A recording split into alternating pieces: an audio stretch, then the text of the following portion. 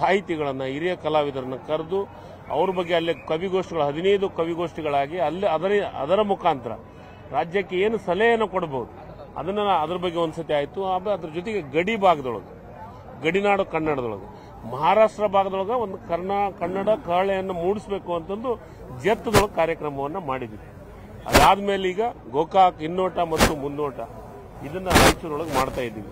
ಗೋಕಾಕ್ ಕನ್ನಡ ಚಳವಳಿಗಾಗಿ ಕನ್ನಡ ಚಳವಳಿ ಹೇಗೆ ಹುಟ್ಟಿತು ಅನ್ನೋದು ಈ ರಾಜ್ಯದ ಜನರಿಗೆ ಪರಿಚಯಿಸಬೇಕಾಗಿದೆ, ಯುವ ಪೀಳಿಗೆಗೆ ಗೊತ್ತು ಮಾಡಬೇಕಾಗಿದೆ.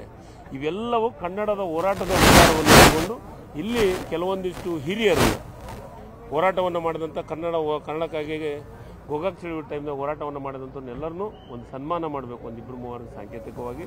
ಅದ್ರ ಜೊತೆಗೆ ಜನರಿಗೆ, ಯುವಕರಿಗೆ, ವಿದ್ಯಾರ್ಥಿಗಳಿಗೆ ಒಂದು ಒಳ್ಳೆಯ ಸಂದೇಶ ಕೊಡುವಂಥ ಇದು ಒಂದು ಕಾರ್ಯಕ್ರಮ. 4ನೇ ಕಾರ್ಯಕ್ರಮ ಮಂಗಳೂರೊಳಗೆ ಮಾಡ್ತಾ ಇದ್ವಿ.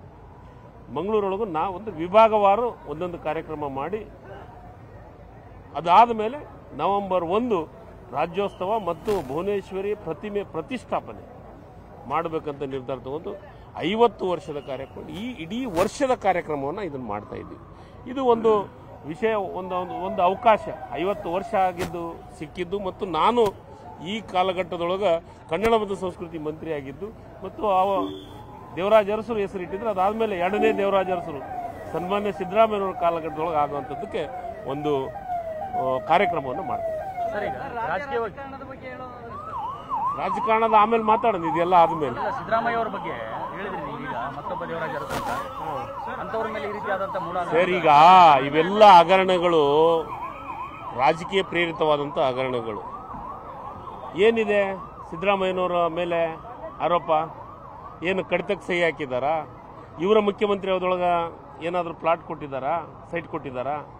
ಇದು ರಾಜಕೀಯ ಪ್ರೇರಿತವಾದಂಥ ಸಿದ್ದರಾಮಯ್ಯವ್ರನ್ನ ಕುಗ್ಗಿಸ್ಬೇಕಂತಾನೆ ಮಾಡ್ತಾ ಇರುವಂಥ ಇದು ಒಂದು ಬಿಜೆಪಿ ಮತ್ತು JDS ಅವರು ಮಾಡುವಂಥ ಕಾರ್ಯಕ್ರಮ. ಇದಕ್ಕೆ ನಾವ್ಯಾರೂ ಬಗ್ಗೋದಿಲ್ಲ. ಅದು ವಿಶೇಷವಾಗಿ ಸಿದ್ದರಾಮಯ್ಯರಂತೂ ಬಗ್ಗ ಮಾತೇ ಇಲ್ಲ. ಮಾನವಿಯಲ್ಲಿ ಕಾರ್ಯಕ್ರಮ ಮಾಡ್ತಾ ಇದ್ದೀರಿ, ಸಮಾವೇಶ ಮಾಡ್ತಾ ಇದ್ದೀರಿ, ಸ್ವಾಭಿಮಾನಿ ಸಮಾವೇಶ ಇಲ್ಲಿ ಇದು ಈಗ ಸ್ವಾಭಿಮಾನಕ್ಕೆ ಧಕ್ಕೆ ಆಗಂತ ಪ್ರಶ್ನೆಯಲ್ಲಿ ಬಂತು? ಧಕ್ಕೆ ಎಲ್ಲಿದೆ? ರಾಜಕೀಯ ಪ್ರೇರಿತವಾಗಿ ಉತ್ತರ ಕೊಡ್ತೀವಿ ಇವ್ರಿಗೆ. ಇವರು ಪಾದಯಾತ್ರೆ ಮಾಡಿದ್ರಲ್ಲ ಬಿಜೆಪಿ ಅವರು, ಇವ್ರ ಹತ್ರ ಜನ ಸೇರಿದ್ರ? ಪಾದಯಾತ್ರೆಗೆ ರೆಸ್ಪಾನ್ಸ್ ಸಿಕ್ತಾ? ನಾವು ಅಲ್ಲೇ ಇದ್ವಲ್ಲ, ಅದಕ್ಕಿಂತ ಒಂದು ದಿವಸ ಮುಂಚಿತ ನಾವು ಸಮಾವೇಶ ಮಾಡಿದ್ವಿ. ಅವಾಗ ಹೆಂಗಿತ್ತು ಜನ? ಸ್ವಾಭಿಮಾನಕ್ಕೆ ನಮಗೆ ಧಕ್ಕೆಯನ್ನು ಪ್ರಶ್ನೆ ಇಲ್ಲ. ಬಿಜೆಪಿ ಅವರು ಯಾವಾಗಲೂ, ಅದು ವಿಶೇಷವಾಗಿ ಮೋದಿಯವರು, ಅಮಿತ್ ಶಾ ಅವರು ರಾಜ್ಯಪಾಲರ ಆಫೀಸು, ರಾಜ್ಯಪಾಲರ ಕಚೇರಿ ಬಿಜೆಪಿ ಕಚೇರಿಯಾಗಿ ಪರಿವರ್ತನೆ ಆಗಿದೆ. ಆ ಕೆಲಸವನ್ನು ಮಾಡ್ತಾ ಇದ್ದಾರೆ. ಕನ್ನಡಿಗರ ಮೆಚ್ಚಿನ ನಿಮ್ಮ ನ್ಯೂಸ್ 18 ಕನ್ನಡ ಈಗ ವಾಟ್ಸ್ಆಪ್ನಲ್ಲಿಯೂ ಲಭ್ಯ. ಕರ್ನಾಟಕ ಮತ್ತು ದೇಶ ವಿದೇಶದ 360 ಡಿಗ್ರಿ ಸುದ್ದಿ ವಿವರವನ್ನ ನೀವು ನಿಮ್ಮ ಕೈ ಬೆರಳುಗಳಲ್ಲಿಯೇ ಪಡೆಯೋದಿಕ್ಕೆ ಈ QR ಕೋಡ್ ಅನ್ನು ಸ್ಕ್ಯಾನ್ ಮಾಡಿ. ನಮ್ಮ ಚಾನೆಲ್ ಅನ್ನು ಫಾಲೋ ಮಾಡಿ, ನೋಟಿಫಿಕೇಶನ್ ಆನ್ ಮಾಡಿ.